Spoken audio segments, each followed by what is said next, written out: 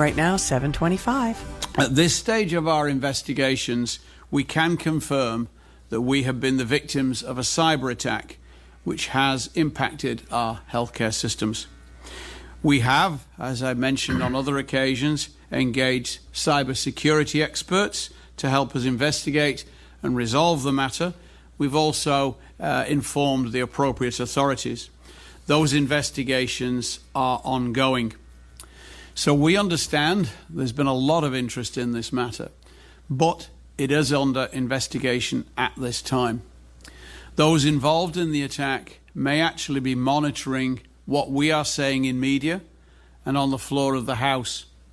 It's very important, therefore, we don't do or say anything that compromises the efforts underway to investigate and resolve this matter. And that is Health Minister John Haggie confirming that the IT issues in our healthcare system are in fact a result of a cyber attack.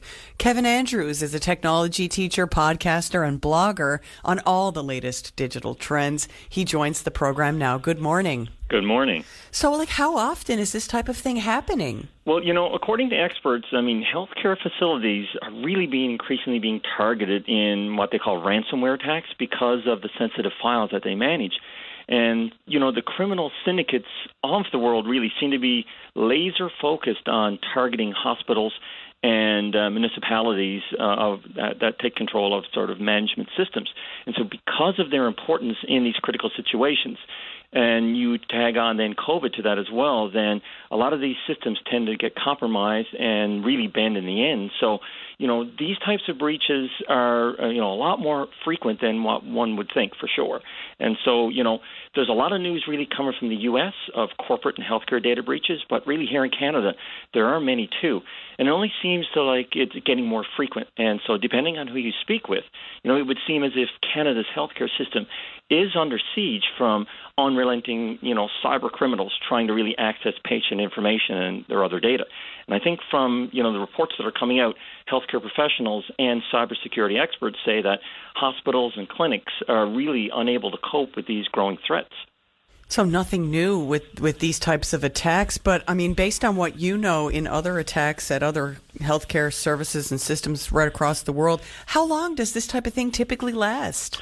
It's hard to tell. It depends on the type of breach it is, but if you look back to 2019, the Nunavut's government IT system was hit by a ransomware attack where, all the government services were shut down, and it was estimated that some 5,000 servers and workstations were affected, taking them almost a year to get back to normal again and costing them over $7 million. And I think in that case, the breach was due to a ransomware attack. And for anyone not familiar with what a ransomware attack is, usually malicious software gets installed on a computer and then that connects to all the other computers that are in the network. It compromises it, locks it all down, encrypts the data, and forces the victim then to pay the ransom to the attacker. And so after the ransom is paid, sometimes it's unlocked, other times it's not. And I think in Nunavut's case, they decided not to pay the ransom, and they ended up rebuilding their system from scratch, which probably took them so long to do it and why it cost them so much.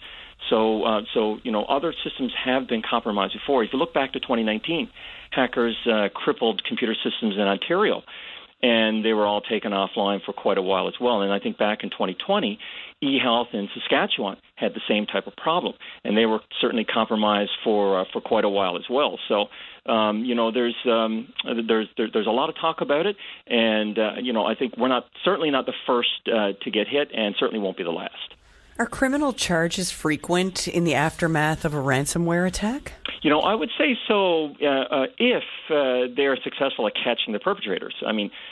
Prominent hacker groups are really often quick to take public credit for their attacks, but tracing the actual individuals behind these groups and sort of their whereabouts can be incredibly difficult. One reason behind this is the fact that hacker groups are sort of part of an organized criminal ring, and they operate remotely, and they also operate in sort of a decentralized fashion.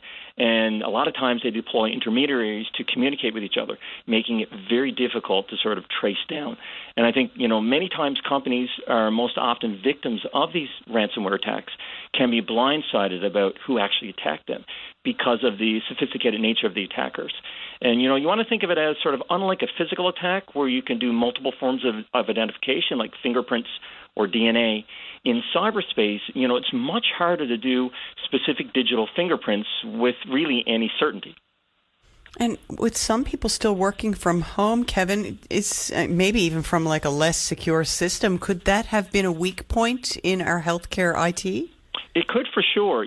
More likely these days, it could be an employee getting lured into what they call a phishing attack by clicking on a bogus email, which then led them to the installation of malware, the freezing of their system as part of a ransomware attack, say, or revealing a lot of the sensitive information. So I think at this point in time, it's really hard to determine that based on just a limited amount of information we're getting. Being the victims now of a cyber attack, is this sort of the writing on the wall that perhaps our healthcare IT was vulnerable or weak, or is that exactly what hackers are looking for? I think, it's really difficult to say. I know Minister Haggie, was right in what he said in terms of being very careful and not disclosing, since, the perpetrators could be watching right now. So, it may take weeks or months for them to perform a digital audit.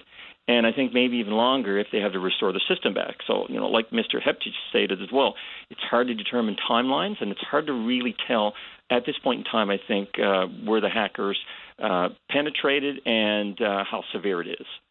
Kevin Andrews, technology teacher, podcaster, and blogger on the latest digital trends. I thank you for joining the program. Thanks for having me. There you go. Weeks or months to perform the digital audits needed, or, perhaps it'll be weeks or months before we know more. Right now, it is 7:30. Time for news.